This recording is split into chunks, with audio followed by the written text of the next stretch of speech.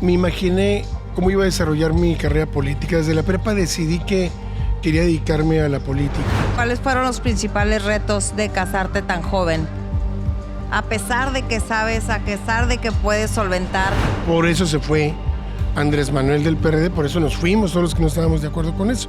Había dos PRD, los que estaban luchando por la transformación y los que estaban luchando por... El resultado o la evaluación de un gobierno sin duda no se mide en el Inter. Lamentablemente, los comentarios y resultados se dan hasta el final y la historia los juzgará, ¿verdad? Tú siempre habías traído las ganas, la intención y crees tener la capacidad de gobernar Baja California. No, la capacidad sí la tengo. Que esté queriendo ser gobernador, esa es otra cosa que no voy a decir.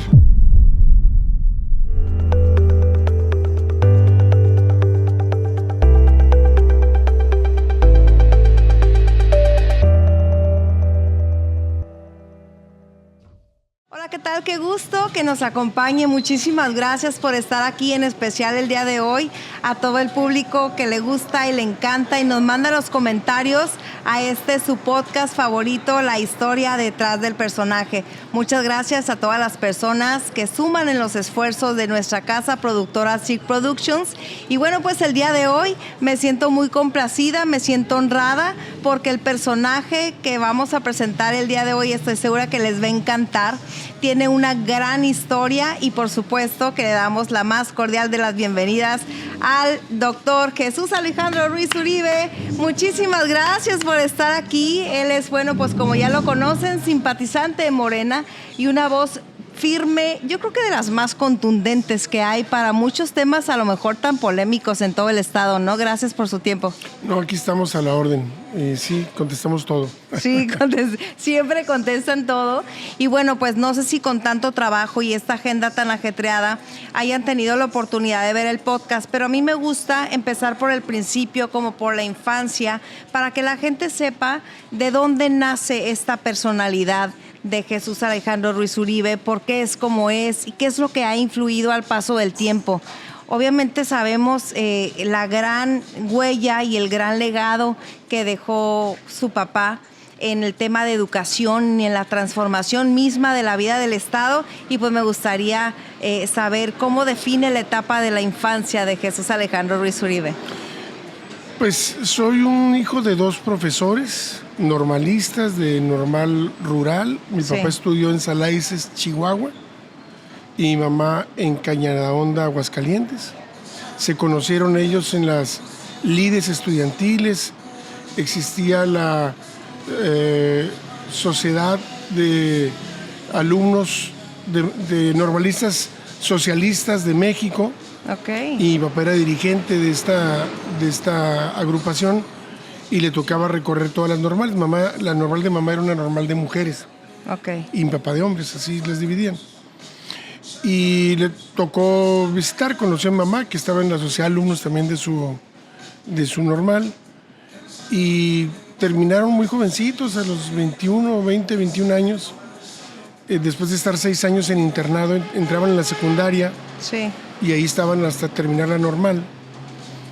Y la familia de mamá se vino a vivir aquí a Tijuana, típica migrante de Guadalajara. En aquel tiempo migraba mucha gente de Guadalajara, de Jalisco. Okay. Muchas de las familias más o menos viejas de aquí son de Ocotlán, o son del Durullo, o son del propio Guadalajara. Su familia migró para acá y mi papá, pues solo en la vida, no se iba a regresar a su pueblo, pues se vino siguiendo la Guadalajara, aquí a Tijuana. Sí, siguiendo el amor. Sí, y aquí hicieron su familia, obtuvieron sus plazas en diferentes primarias. A mí todavía me tocó que mamá fuera mi maestra de primero y primaria. No, ¿cómo era, O sea, ¿cómo era tener? Porque no entiendo, o sea, si tú hacías alguna travesura como niño, como alumno, eras el que más tenía que poner el ejemplo, ¿no? Pues se suponía, pero siempre fui bastante vago. Yo creo que por eso me cambió y me mandó con otra maestra a otro turno. Entiendo que me había entrado con ella para facilitar las cosas, porque pues tenía a su hijo ahí en clase y no en la casa solo. Sí. Pero ya no sé cómo lo hicieron, creo que se vino una tía a ayudarle. Y me cambiaron el turno de la mañana en la primaria Miguel Hidalgo. Okay. Y vivíamos, yo desde que tengo uso de razón, vivía en los bungalows, en el bungalow número 5. Oh, wow. Y ahí a mis papás les habían dado en comodato ese búngalo, como muchos otros profesores, para que vivieran y dieran clases en el Centro Escolar Aguacaliente. Sí. Ahí viví, la verdad es que muy feliz hasta los 11 años.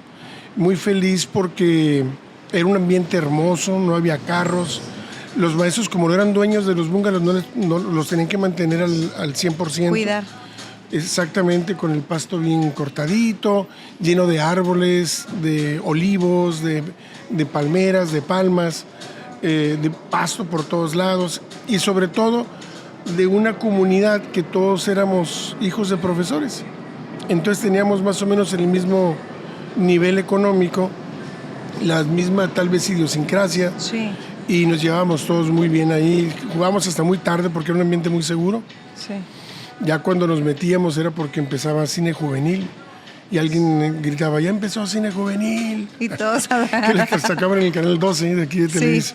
Sí. No era Televisa, el canal 12. Sí. Ya nos regresábamos corriendo cada quien a sus casas. Ajá. Entonces, sí, ¿cómo pudieras resumir tu infancia? Muy feliz. Sí. Yo me fui caminando solo desde el kinder, porque el kinder prácticamente estaba dentro de los búngalos. Ok. Prácticamente dentro de los búngalos. Entonces yo recuerdo de niño irme a caminar al kinder. Con mucha libertad, con mucha seguridad. Pues eso te daba mucha libertad. Sí. Y a un lado estaba la primaria, en la que habían sido las perreras del viejo hipódromo. Sí.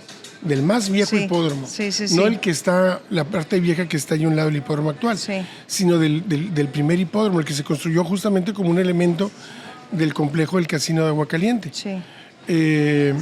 Y ahí pues había unas gradas y las perreras las convirtieron en salones. No están feos, ¿eh? Y una primaria muy feliz también ahí. ¿Y la juventud? La juventud, mis papás se hicieron ya una casa ahí por la fuente de Lomas de Aguacaliente. Sí. Ahí me fui a vivir, conocí otro tipo de gente, fue un poco contrastante para mí. Pero seguí estudiando en escuelas públicas, en la Poli. Pasé de la primaria Miguel Hidalgo a la Poli. Y ahí conocí a muchos de mis amigos que hasta la fecha tengo. A otros los conocí desde la primaria, que son conmigo desde primero de primaria.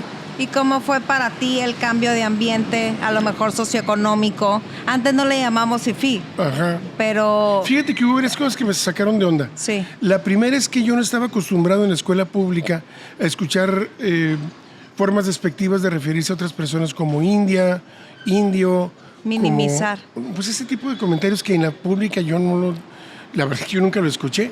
Okay. Y llegué acá y lo escuchaba y a mí se me causaba pues incomodidad. Sí. Pero hice grandes amigos ahí. Mi primer novia era de ahí. Otro amigo muy querido, Gaby Becerra, era de ahí. Alberto Becerra también. Fue una etapa también feliz de mi vida. Pero la combinaba con mis amigos de la secundaria que tenía yo, entonces estaba muy completo el asunto. Sí. Me iba de raite a la secundaria, me paraba ahí donde está la fuente y bajaban una hilera de carros que iban para la Poli o para la Prepa Federal. Sí. Y ahí nos subíamos varios Con quien pick-up. pasara. La verdad que sí. Y de regreso de la secundaria también pedíamos raite ahí o nos subíamos sin pagar el camión. Sí. Nos bajamos en el hipódromo y ya nos íbamos caminando. También la pasé la infancia jugando béisbol allá en Otay. Sí. Jugaba con el equipo Audax que tenía el señor Zamarrón, una gente muy querida para mí, panista por los cuatro costados, él y su familia. Pero querida. Pero muy buenas personas, realmente muy, muy, muy buenas personas. Jugué desde como los 8 años hasta ya más grandecito, ya entrando a la prepa dejé de jugar. Sí. Así pasó mi infancia realmente muy feliz. En la Poli también muy feliz. Sí. ¿Y cómo pasó? ¿En qué momento decidiste empezar a forjar tu personalidad tratando de luchar por causas? Porque no es fácil estar en este ambiente de la política, el derecho, defender a lo mejor a grupos vulnerables hasta llegar al bienestar. O sea, es un trance que tienes que tener preparación, tienes que tener temple, tienes que tener inteligencia, tienes que tener olfato. ¿Cuál fue ese caminito que te llevó? Mira, son varios elementos que conforman eso que estás comentando tú, pero tienes que tener una vocación de servicio. Sí. una vocación por ayudar al más vulnerable. Sí. Yo recuerdo la primera vez que sentí ese impulso más bien, fue una vez que estábamos viendo, yo estaba muy chiquito, me habían comprado unos zapatos, creo que era en la Canadá o en la 3B, estamos haciendo aquí anuncios. Pero me habían comprado unos zapatos para la escuela y ahí mismo o para el kinder, o para mí, estaba yo muy chiquito, te voy a decir qué tan chiquito estaba, que para ir al cine, por aquí en algunos cines del centro, no sé si era el Cine Roble o el Bujasá, no sé cuál cine era, pero tenían que doblar el asiento de las butacas para sentarme a mí en la parte de arriba y yo poder ver la película. Estaba realmente chiquito. Sí. Y quedar con los pies colgando. Pero me habían comprado zapatos ese día. Y era una película que después la volví a ver de grande por curiosidad y no me causó el mismo efecto. Sí. Pero se llamaba El Niño Perdido. Okay. Perdido en el desierto, perdón. Okay. Y era un niño que por angas estaba viajando en una avioneta y se caía en el Sahara, la camioneta. Él quedaba ciego y se iba caminando sin zapatos, quemándose. Y yo me acuerdo que estaba llorando, me impactó mucho eso. Y yo estaba llorando, queriéndome quitar los zapatos. Porque al niño... Ajá, llévenselos. O sea, ¿para qué quiero si tengo más en la casa, no? Pero esa vez es la primera vez que sentí el impulso por ayudar a alguien. O tener empatía, ¿no? Empatía, pero también el impulso de quítate los zapatos y pobre niño está pasándola mal, ¿no? Okay. Que era un niño más o menos de mi edad. O yo lo veía más o menos de mi edad. Es una película bonita, pero me impactó de niño. Y después, las pláticas familiares en mi casa, la política, los temas relacionados con la historia. Era una familia, la mía, pues venían de normales rurales, como la de Ayotzinapan. Mi familia era una familia progresista, era una familia de izquierda, que esos temas se trataban en la mesa de la casa. Sí. Y entonces, obviamente, abrevas de eso. La gente hay estudios que indican muy claramente que uno tiene así como le va a un equipo de fútbol que es la herencia familiar, también la ideología y ciertas vocaciones se van aprendiendo y heredando. En mi caso fue eso. Mis dos papás tenían esa característica. Y mi papá estaba activo en la política y eso me impulsó más a ver la política de forma mucho más cercana. Y fue algo cotidiano, digamos, en mi casa. Al grado que, por ejemplo, mi papá era muy amigo del presidente Echeverría. Y siendo ya expresidente, mi hermana y yo nos fuimos con él a París, también como a los 9 años, 2 semanas a estar con él en su casa y nos paseó. Y era muy cercano a mi papá, el presidente Echeverría. Entonces, todo ese mundo era más o menos cercano a mi no persona. Era ajeno, pues. No era ajeno, pero digamos que mi primera participación en una actividad política fue en la secundaria que nos organizamos, un amigo y yo, Eugenio Villa, que después fue regidor por el PAN también. ¿A poco? Nos organizamos para tratar de que despidieran a una maestra de inglés que era medio malilla. Ok. Levantamos firmas. O sea, se unieron, levantaron. Firmó todo el grupo, fuimos y entregamos la petición. Y nos castigaron, nos pusieron a cortar el zacate No la corrieron. No la corrieron. Sí. Y el zacate enfrente del salón para que se viera la represión de que fuimos objetos. Sí. Sin embargo, pues, en ese entonces... Y ahí ya me gustó. Ya te gustó mover, sacudir, juntar, como para una causa, para lograr un objetivo. Sí. Y ya en la prepa, pues ya participamos desde el primer semestre. Era jefe de grupo y así se construía la sociedad de alumnos y luego con otros amigos que siguen siendo amigos muy queridos hasta la fecha, como Leo Loaiza o René Mendívil, formamos un grupo que ganó la sociedad de alumnos. Sí, los conozco. Sí, son muy gente conocida aquí. Sí. Y formamos un grupo, hasta la fecha siguen siendo grandes amigos míos. Un grupo que compitió por la sociedad de alumnos y ganamos. Yo me sé un pequeño secreto que a lo mejor mucha gente no se sabe. ¿Cuál es? ¿Lo puedo decir? Sí, pues. Que te dio clases una maestra que luego a mí también me dio, que se apellida Hinojosa. La maestra Hinojosa. Sí, en la Lázaro era chaparrita, güerita. A mí me dio clases de español. No sé si usted es literatura o algo así. Sí, de lentes. De lentes. Sí, como una buena maestra. Entonces... Estricta. Sí, luego dijo, muy estricta. Y luego dijo, es que ahora me da mucho orgullo que mis alumnitos, a los que yo creía proteger y enseñar y disciplinar, ahora quieran gobernar el estado. Pues estamos en eso. Sí, estamos conformando. Bueno, pero regresando un poquito a la etapa, te tocó sin duda hacer oposición, ser un joven a lo mejor. Por decisión propia. Por decisión propia. Sin embargo, eras progresista desde un principio, convencido 100%. Sí, al 100%. ¿Te invitaron el oficialismo del estado? Yo me hice me imaginé cómo iba a desarrollar mi carrera política. Desde la prepa decidí que quería dedicarme a la política. Y había un libro muy leído en aquellos tiempos que se llamaba La teoría de las élites. Sí. Y era un libro que se había escrito de sociología para identificar cómo las élites mexicanas se construían. Sí. Y lo leí en la prepa.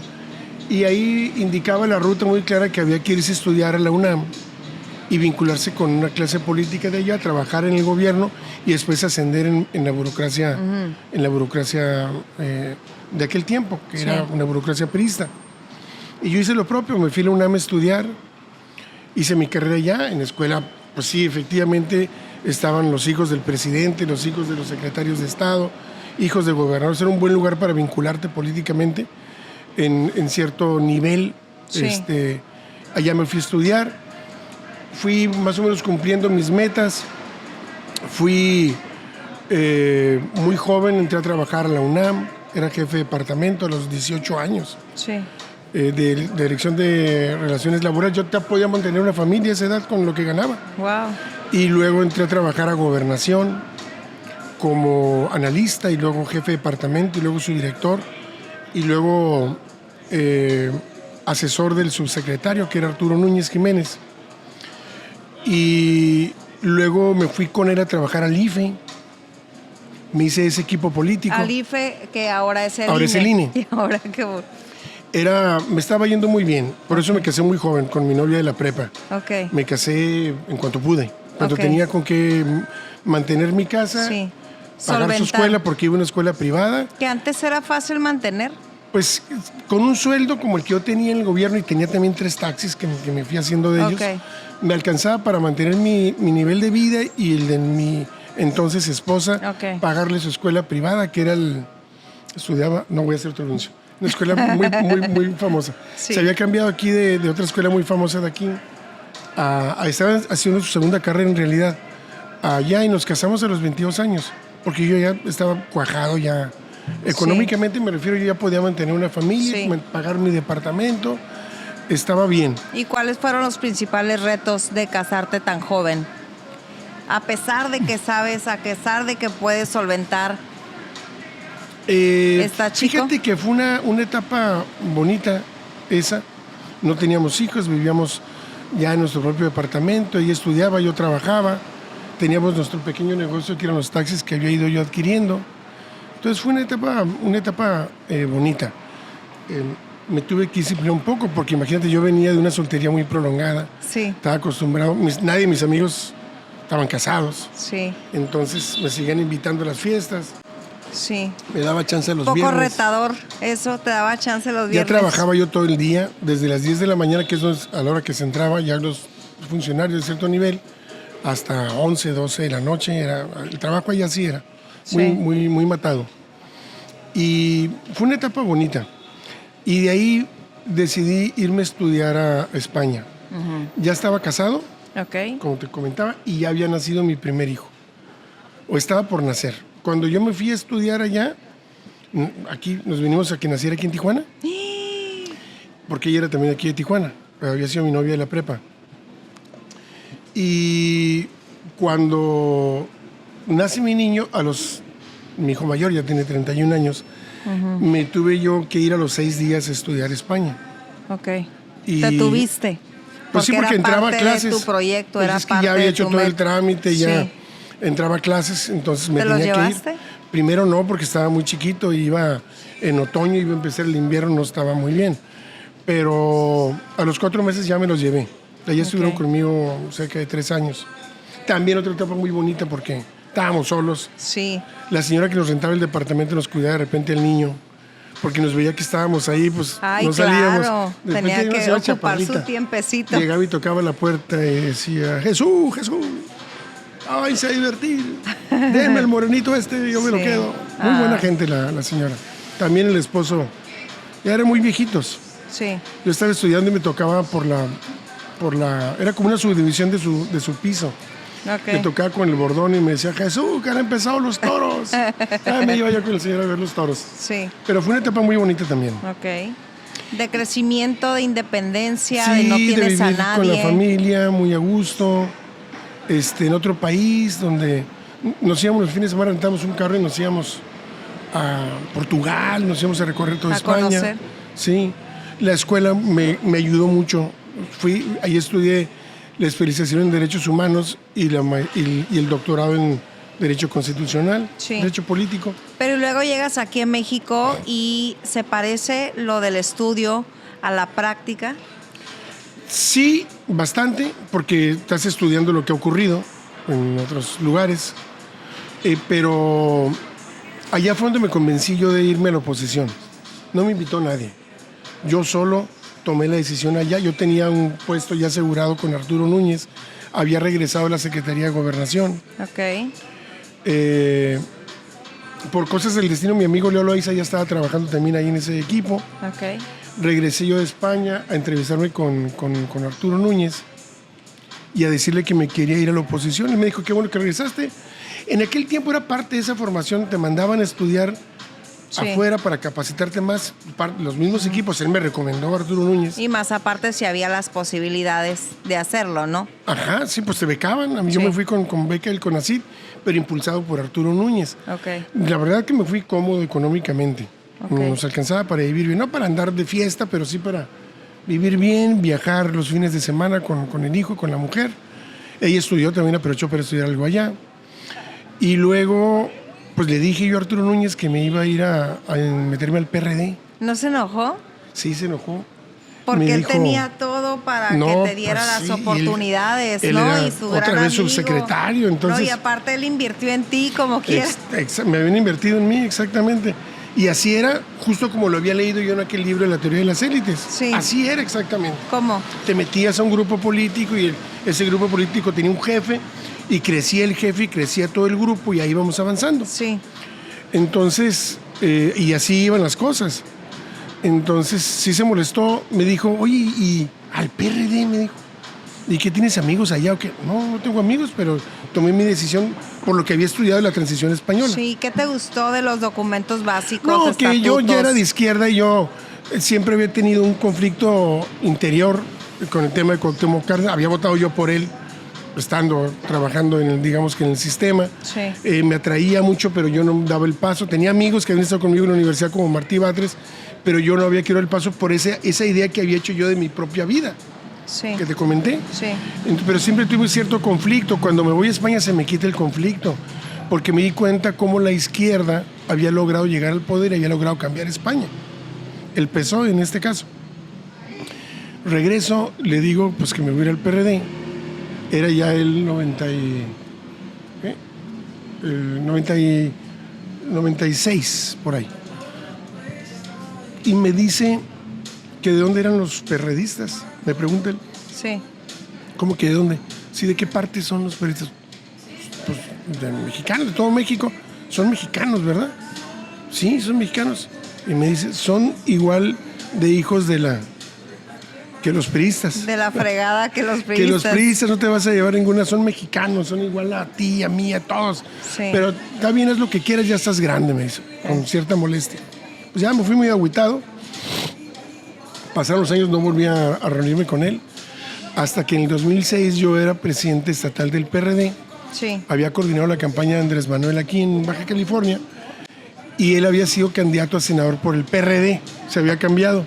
No, Y me lo por favor, encuentro, ¿qué le dijiste? me lo encuentro en el templete del primer meeting de protesta en el Zócalo, ya organizado después de haber pasado. Tú como dirigente Yo estatal. como dirigente había sido encargado de organizar el campamento de Baja California. Sí, sí, la Y delegación. al día siguiente ahora. ya se puso un templete y fue el primer evento donde Andrés Manuel habló con nosotros ya en la protesta. El día anterior había sido en la protesta, pero íbamos de oyentes y ahí ya éramos. ¿Y qué le dijiste?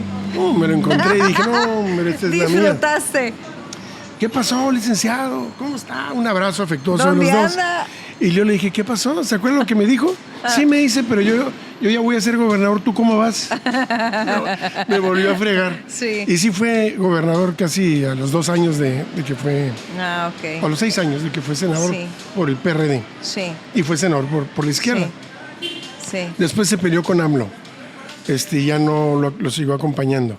Pero su hijo está en Morena, el Néstor, que yo lo conocí de chavalito, ¿no? Chiquito. Ajá. 2006, entonces, ya estaba supuestamente sumamente identificado con Andrés Manuel López Obrador y la causa y los ideales. Desde el 97 que lo conocí. Desde el 97. Y luego que ya lo en el conocí. 2001 fue diputado local y luego dirigente estatal del PRD desde el 2004.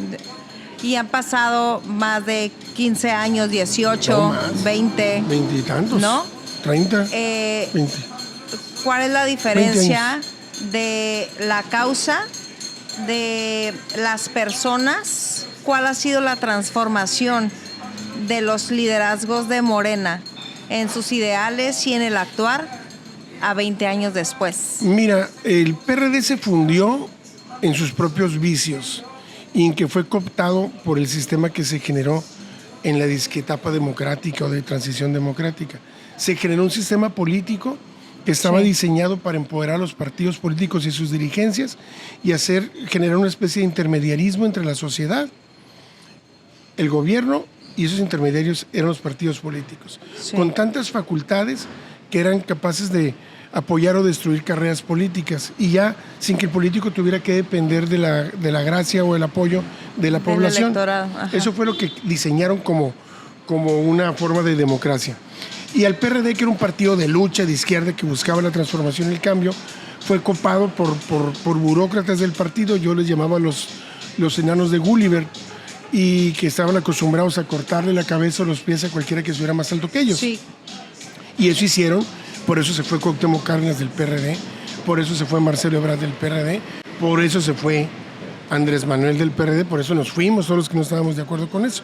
Había 2 PRD, los que estaban luchando por la transformación y los que estaban luchando por privilegios personales. Aquí se interpretaba en la primera regiduría, la diputación de lista, el estar bien con el gobierno para que te diera cositas, y a nivel nacional se daba en el control del partido y de sus enormes ganancias, de las prerrogativas que generaba las candidaturas en su tiempo de Cárdenas o las candidaturas que generaba en su tiempo López Obrador, que los ganones eran ellos que se quedaban con las pluris y se quedaban con el dinero del partido, y había que luchar por la gracia de la población a pie de tierra sin prácticamente cobertura. Así lo hizo Andrés Manuel. Y eso es las tantas razones por las que se desgastó el PRD. ¿No le está pasando lo mismo ahorita a Morena? Es un copy-paste. No es el momento, no. No, en aquel tiempo se hicieron tribus que iban encabezadas por algún liderazgo interno de la burocracia partidista. La más fuerte era la de los chuchos y la más dañina también, porque era una corriente que estaba totalmente vinculada con el gobierno y no con Andrés Manuel, o en su caso, en su tiempo con Cuauhtémoc Cárdenas. Eran caballos de Troya internos que lograron hacerse de la dirección del partido, y por eso Andrés Manuel tomó la decisión de formar otro partido político. Ese partido político es un partido de aluvión. ¿Quiénes concurrieron a él? Pues algunos que veníamos del PRD. La mayoría de los que estaban metidos en la política no se vinieron, se quedaron allá porque estaban envenenados con las prerrogativas y con las pluris, con el sistema, y con todo eso. con los beneficios. Nos corrimos realmente pocos, Sí. Sí, porque cuando al principio no está nada definido, no mucha tienes gente tienes te que sigue. estar tú muy definido para eso. Sí. Y yo siempre lo había seguido. Y realmente nos corrimos pocos en la formación de Morena. Vino mucha gente que había luchado con López Obrador por fuera durante mucho tiempo, que era su equipo grande. Y se vinieron y yo creo que no le faltó ni uno de esos.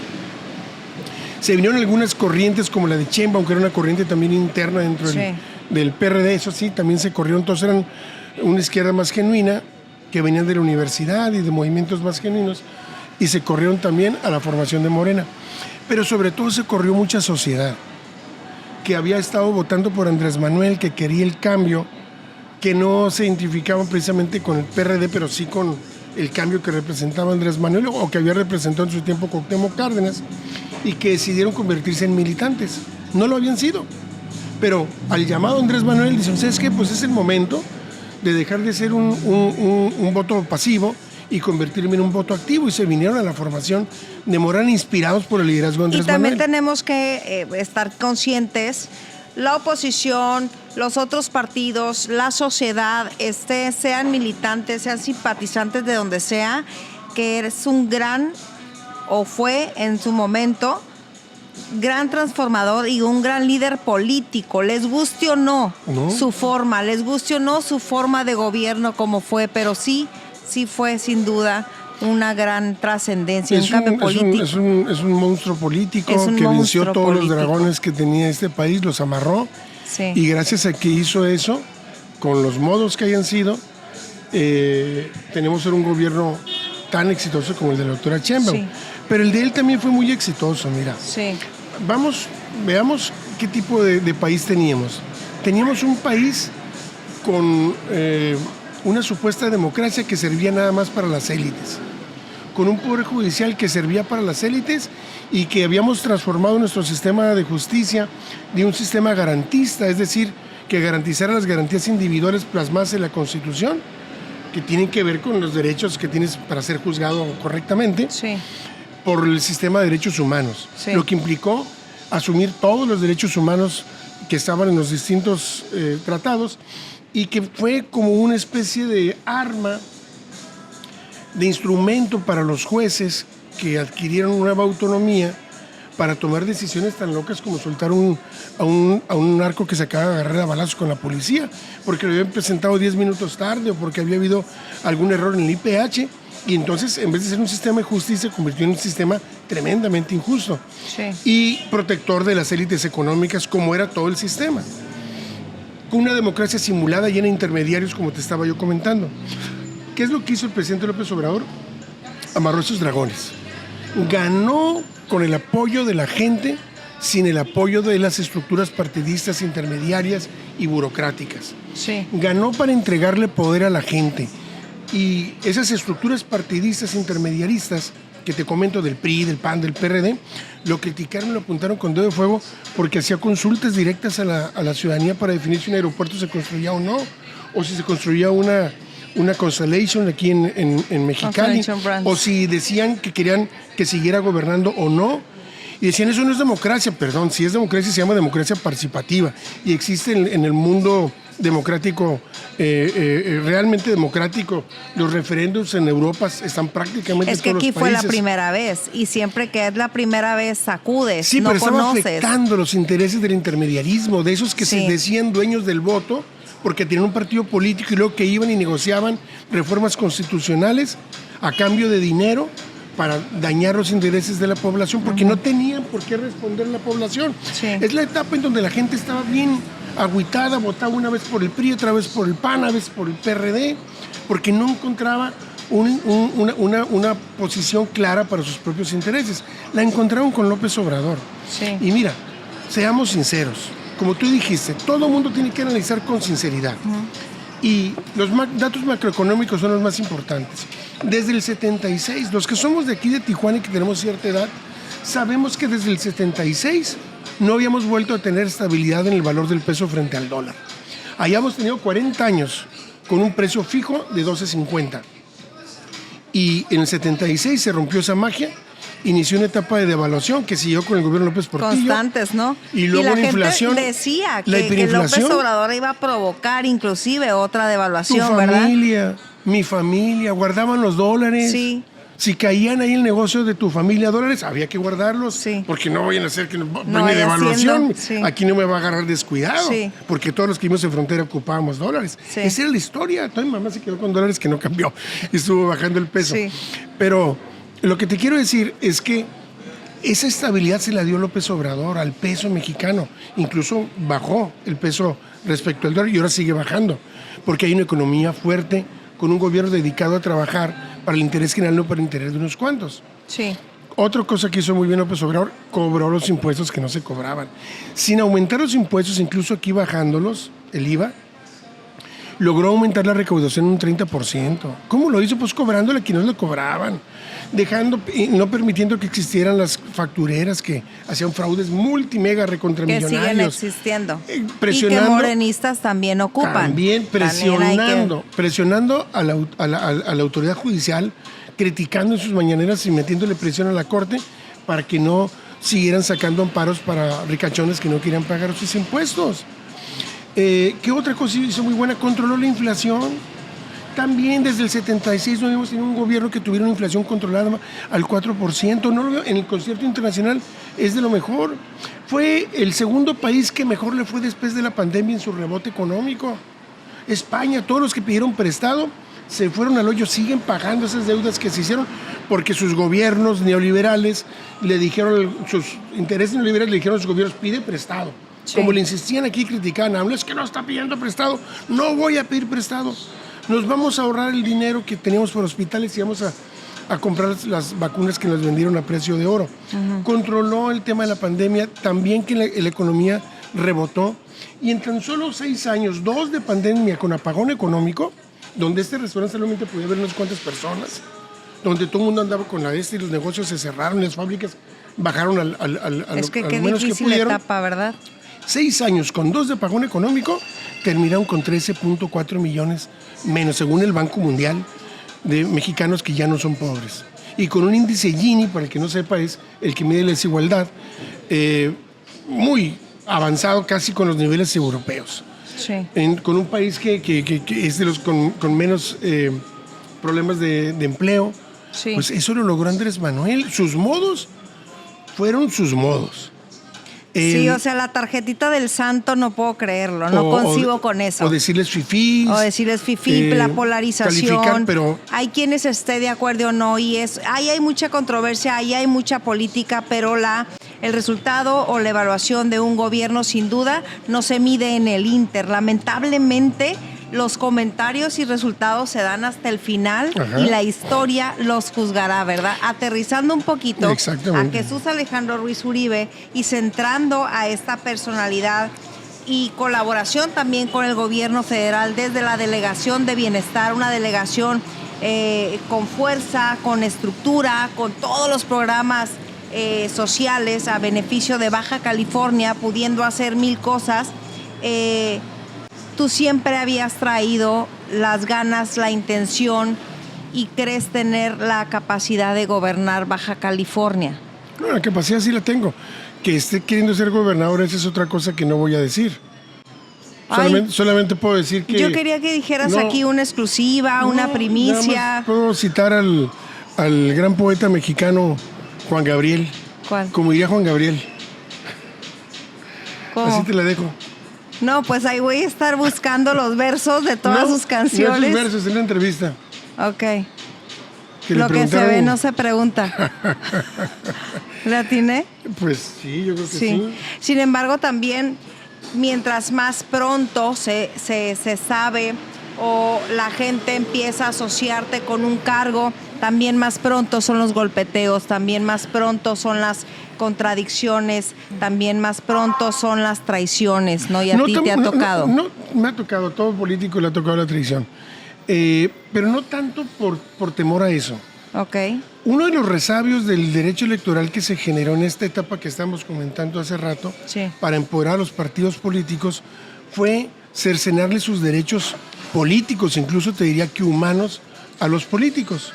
Entonces ahora resulta que en este derecho electoral no puedes decir yo quiero ser esto, porque si lo dices ya no te puedes juntar con la gente porque te dicen que estás haciendo campaña adelantada. Entonces negarle a un político reunirse con la población y escuchar sus demandas es una especie de estupidez, de tara constitucional, pero así funcionan las cosas. Te pueden descalificar porque hiciste campaña, según ellos, adelantada. Sí. Acuérdate que se descontaron a dos. Y luego se te cae todo. Acuérdate que se descontaron a dos candidatos de Morena porque no reportaron 20,000 pesos. Sí. O sea, dile que los devuelva, múltalos si quieres, pero quitarle la candidatura porque no reportaron 20,000 pesos que gastaron en Facebook en determinado momento, eso no es democracia. Pero todavía subsisten ese tipo de reglamentos que obligan a que uno Y que los mantenga sus aplican para expectativas. quienes se les antoje, ¿no? Todavía, lamentablemente. Exactamente. En mi caso yo no tengo nada decidido, es lo que tengo que decir. Y estamos ahorita sí trabajando en un Te proyecto. saludan. Estamos trabajando en un proyecto, Ajá. pero no te puedo decir exactamente en qué proyecto. Sí, sin embargo vemos en fotos, redes sociales, que te sigues juntando con gente, no haces consultas, no llevas todavía pues este ideal de la transformación. ¿Qué es lo que te dice la gente? ¿Cuáles son las quejas más importantes primero está del contenta Estado? la gente.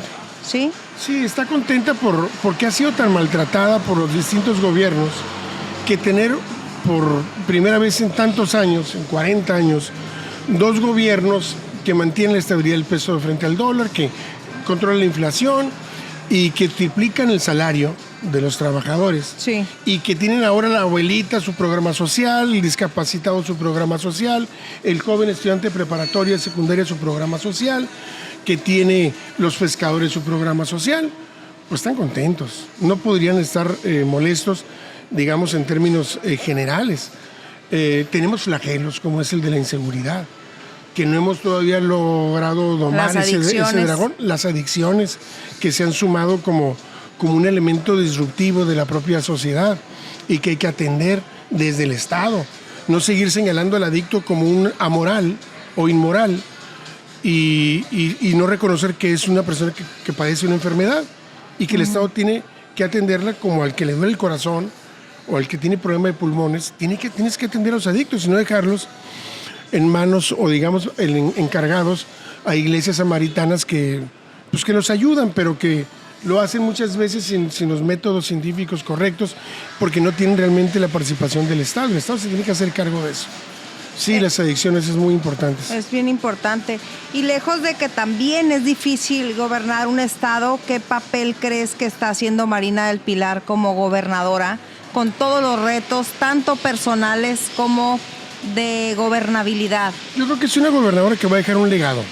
Y ¿Cuál? ese legado va a ser las obras del programa Respira, que realmente sí ayudaron a desfogar Tijuana, Mexicali y Ensenada. Gente dice, no, Tijuana tenemos otros problemas como es el transporte público que hace que se aneguen las calles. Pero el programa Respira realmente sí ayudó mucho. Gestionar junto con el ingeniero Bonilla la obra del viaducto es un asunto también muy importante. Y el programa de desayunos que también heredó del gobernador Bonilla y que lo mejoró ella y que lo llevó hasta los turnos vespertinos. Es otro, creo que de sus legados, y son legados positivos. Ya otras cosas habrán de ser juzgadas con el tiempo.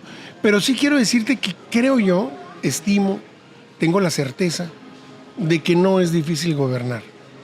Súper difícil. ¿Es no difícil? Es difícil, dificilísimo. No. ¿Es difícil gobernar? Te voy a decir cuándo. ¿Cuándo? Cuando no tienes liderazgo sobre tu propia gente. Cuando no tienes un proyecto claro hacia dónde trabajar. Cuando la gente que trabaja contigo no participa de ese proyecto, sino de otros o de proyectos personales. Si no te da por tener a la gente bien controlada para que no roben.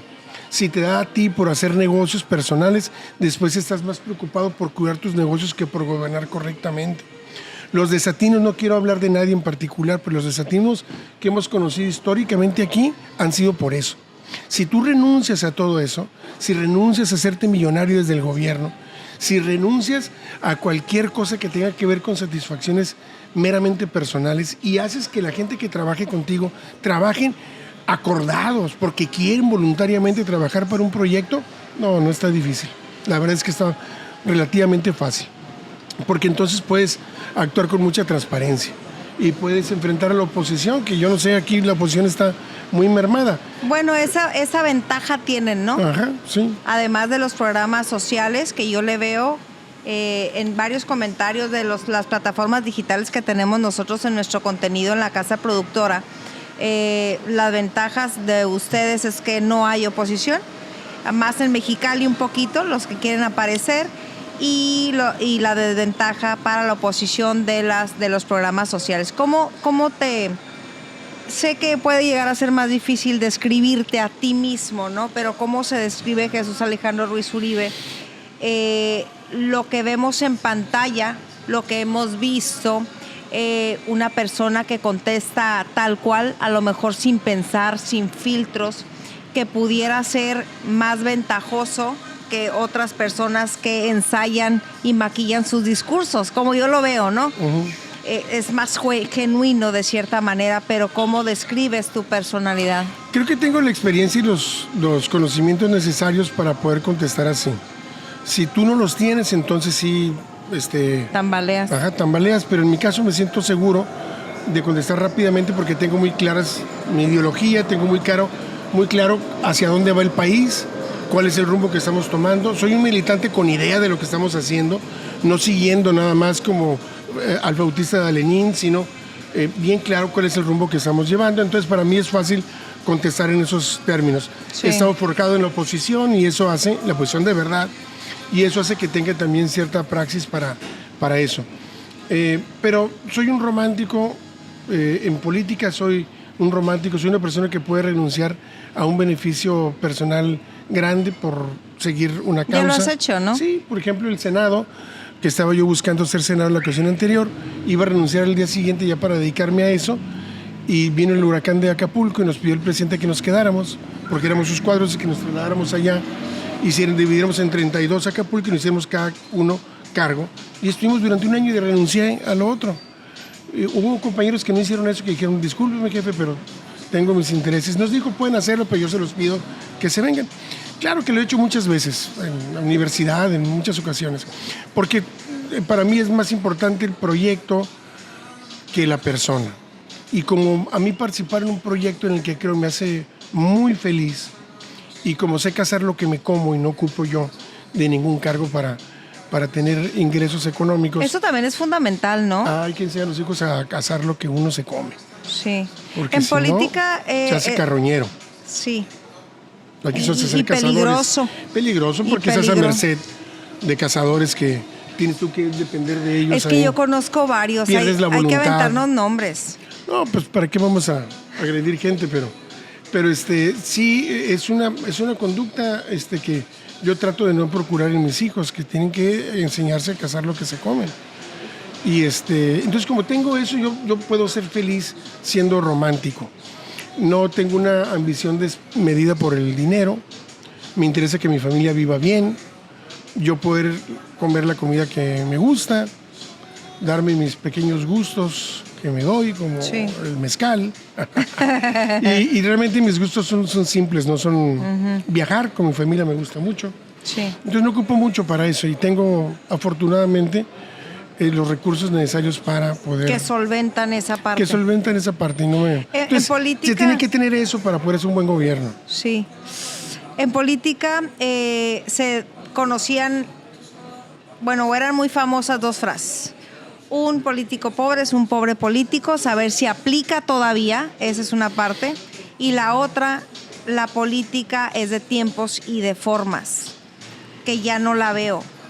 Es porque se ha transformado la política, porque ya no es tan necesario ni los tiempos ni las formas, o es porque las personas están tratando de cambiar completamente sus formas sin respetar tiempos. Los tiempos y las formas fue una idea brillante que se construyó en la etapa del PRI. Sí. Y digo brillante porque no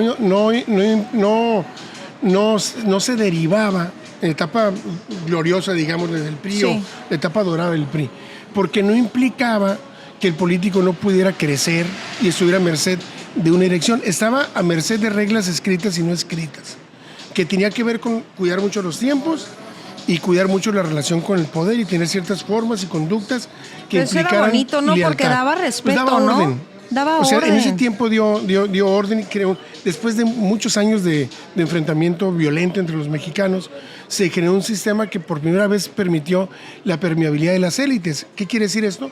Que el hijo del campesino pudiera ser gobernador de su estado. Un niño que había sido bolero como Cedillo pudiera ser presidente. O un hijo, un pagador del ejército como Echeverría pudiera ser presidente. O un huérfano como Miguel de la Madrid pudiera ser presidente. O un burócrata como Ruiz Cortines pudiera ser presidente. O un hijo de un sacrificado de la revolución pudiera ser presidente como Miguel Alemán.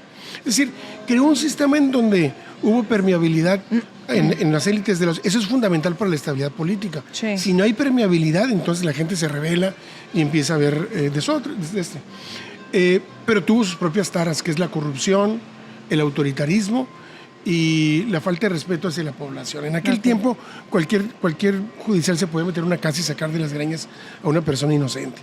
O sea, eran tiempos en donde ese poder tenía un judicial, que derivó después de una crisis económica que hizo que la gente se separara del PRI y empezara a ver muy desordenada hacia el PAN, hacia el PRI, hacia el PRD. Fue realmente... Con incertidumbre, pues. De mucha incertidumbre. Donde no encuentras el lugar como ciudadano, ¿no? Exactamente. Entonces, hoy lo que tenemos es una nueva realidad con un partido político hegemónico, pero con una oposición que, si bien padece de una torpeza crónica, está viva. Tiene sus partidos políticos. Es que esas frases son lo máximo. Tiene sus gobernadores. Pues sí, todavía. Y los han ganado en esta etapa, Sí. los han refrendado en esta etapa. Sí. Y aunque en esos estados Morena tiene una votación muy alta, ellos siguen teniendo la hegemonía en esos estados. Hay estados como Coahuila que nunca han salido del PRI, sigue siendo priista hasta la fecha, nunca ha perdido el PRI ahí. O estados como Guanajuato, que ya tienen desde la época de Fox en el PAN, o Querétaro. Entonces, hay una oposición viva que no está teniendo mayores avances porque no entienden los tiempos de ahora. Siguen insistiendo en voltear hacia el pasado y decir que lo que se ha construido es incorrecto, ver con desprecio a la población en cuanto a que tienen o no derecho a opinar o no opinar sobre ciertas cosas, asumirse como dueños de las voluntades de las personas. Y ahí están atascados en el pasado. Entonces yo creo que estamos viviendo una etapa en donde todavía no se construye un nuevo sistema político, estamos realmente en transición. Lo que ha pasado en el Poder Judicial es muy importante para que esto suceda. ¿Qué vamos a hacer con algunas personas que ya han reflejado, la verdad, una lamentable ignorancia en conocimiento de los libros y en conocimiento de la práctica de la justicia en el 2027? O sea, ¿no pueden esperar un poquito también esa elección como para que agarren un poquito de experiencia los que ya están y no la curva de aprendizaje no se vaya más para abajo? Mira, te voy a decir, cuando llegó el gobernador Bonilla, sí, yo le recomendé que, aunque era nada más lo asegurado poquito menos de 2 años, era mejor para construir su legado político pagar la curva del aprendizaje que pagar la curva de la corrupción. No me hizo caso, porque él tenía poco tiempo y dijo, no, ¿cómo? O sea, voy a poner gente que no sabe cómo hacer las cosas, en lo que aprenden ya se me fue mi periodo. sí. Y entonces confió en mucha gente que le sirvió muy bien, que venían del viejo régimen. Como Amador Rodríguez No Lozano. quiero decir nombres, pero y otra gente que le sirvió muy mal, y que le hicieron daño a su propio gobierno, porque no pagó la curva del aprendizaje. Lo mismo ocurrió con Marina, nada más que ya más pintados de azul, pero tampoco quisieron pagar la curva del aprendizaje. Y de las personas de Morena les dieron secretarías, lo quiero decir con todo respeto, casi sin mucha importancia. Asuntos sin importancia. Como, bueno, no voy a decir nombres, pero eso es lo que le debe. Y los realmente que implicaban la responsabilidad de llevar un gobierno, pues fueron gente más bien ligada al pasado sí, panista. pero también sí, los que ponían de Morena no daban buenos resultados. Pero ve la crisis política por la que están pasando. Es que o unos u otros. Es una crisis grande, ¿no? Sí, hay que pagar la curva, la cuota curva de aprendizaje. La curva de aprendizaje es mejor que pagar la curva de la corrupción. Lo que teníamos es, no todos, quiero aclararlo, pero en su gran mayoría, una serie de jueces, magistrados y ministros corruptos. Y lo digo con todas sus letras, corruptos, acostumbrados a cobrar por los juicios, haciendo que la justicia fuera una para los ricos y otra para los pobres. Juicios en los que un poblado no podía defenderse de un tirano que quería robarse sus tierras porque la Suprema Corte le iba a dar la razón al tirano, o que unos intereses menores iban a imponer intereses mayores, como cuando quisieron meter al tambo a López Obrador por hacer una calle para construir un hospital, o cuando le quisieron obligar a que le pagara una millonada a alguien que se había robado un juicio para un predio gigantesco ahí en la Ciudad de México y que provocó también el tema del desafuero. Entonces, ese sistema judicial corrupto, aunque fueran sabios jurídicamente, no nos servía. Sí. Nos tiene con ese problema de inseguridad y de Habrá injusticia. que poner en la balanza, ¿no? Y el tiempo, nuevamente, No, el es tiempo. rápido, aprende uno rápido. Y lo más importante en un juez es que tenga criterio jurídico y que tenga honradez en sus acciones. Si tiene eso, lo va a aprender muy rápido a aplicar correctamente. ¿Cuál es la relación con el ingeniero Bonilla después de varios desencuentros? Pero al final de cuentas no quiero verlo tan radical como lo han manejado muchos medios, sino que proyectos, intereses, personas y en una combinación hacen un ambiente o provocan un ambiente que puede haber amistades, relaciones, conciliaciones, reconciliaciones, divisiones y ahorita cómo están. Muy bien, tenemos una muy buena relación. Yo me siento contento de eso, era algo que me pesaba, digamos, el pleito, el distanciamiento que tuve con él. Me pesaba porque habíamos tenido una muy buena relación, porque yo sentía que él había hecho cosas muy buenas por mí y no me gustaba el estar yo en una situación de pleito con él. Afortunadamente hubo muchos amigos de México y de aquí que intervinieron para que volviéramos a encontrarnos y realmente se reseteó la relación muy bien. Tenemos en este momento una excelente relación. Él es un hombre importante para el movimiento. Muy. Antes de su intervención como gran organizador electoral no habíamos tenido triunfos contundentes acá. Sí. Lo más que había logrado yo como dirigente había sido irnos a segundo lugar en Ensenada, segundo lugar en Tecate, a segundo lugar en Rosarito. En Mexicali siempre nos fue mal. En Tijuana, pues, a veces 11% era lo máximo. Y llega él y revoluciona todo eso con su capacidad de organización. Uh-huh. Y fue pieza clave porque además tuvo responsabilidad de la circunscripción para ayudar a Andrés Manuel. Simplemente eso le tiene ganado un lugar en el movimiento importante. He escuchado rumores en que Baja California pudiera ser para el PT, por ejemplo, que ya están haciendo divisiones. Seguramente son especulaciones porque para empezar va a depender mucho del género, ¿no? De las 17 gubernaturas en total en todo el país. Si el PT elige a Jesús Alejandro Ruiz Uribe para encabezar los esfuerzos del Estado, ¿habría manera de negociación? Yo creo que va a haber un acuerdo de 3. Yo creo que nos conviene el acuerdo de 3, el acuerdo con el Verde, el acuerdo con el PT y el acuerdo con Morena, desde luego que es el partido más grande. Creo que para eso es importante la persona que pueda conciliar esos intereses, que son intereses diversos. Y creo que la gente del movimiento tiene que entender, la gente de Morena, más que el movimiento, la gente de Morena, los militantes reales de Morena tienen que entender que pertenecer al partido no es pertenecer a una empresa con acciones que le da rendimiento según las acciones que tengas, sino que es pertenecer al corazón de un movimiento que pretende la transformación de este país. Uh-huh. Y que tiene que aprender a compartir para poder avanzar y no decir, no, pero ¿por qué? Mendigos, que se vayan, yo no quiero el Verde, yo no quiero al PT, porque si no, mientras menos burros, más solotes. No, tenemos que darle gobernabilidad a nuestro gobierno federal. Y se da con las diputaciones federales que se van a elegir. Tenemos que darle con un gobierno fuerte en Baja California que tenga el consenso o lo más cercano al consenso. Y eso solamente se va a conseguir de esa manera. Entonces yo veo que vamos a ir juntos. Apuesto a que vamos a ir juntos. Y apuesto a que se van a poder poner bien de acuerdo los partidos políticos para ver qué persona va a encabezar. Te adelanto que no van a ser 9 y 8. Entonces van a ser 10 y 7. ¿Cómo? 10 mujeres. A mí me habían dicho que también la presidenta Claudia Sheinbaum iba a elegir 17 mujeres, que iba a poner en la mesa 17. O sea, yo dije, bueno, más manera de negociación en la mesa. Pero no es por imposición de la doctora Claudia Sheinbaum, sino porque el 50-50 tiene que ir en función del 100% de gubernaturas que se eligen durante un sexenio. Wow. Okay. Entonces se tiene que compensar ciertos números de lo que hay ahorita para el 30. En el sexenio, en la parte del sexenio que ha pasado. Entonces tiene que llegar con 10 que se elijan ahorita para poder estar el 50-50.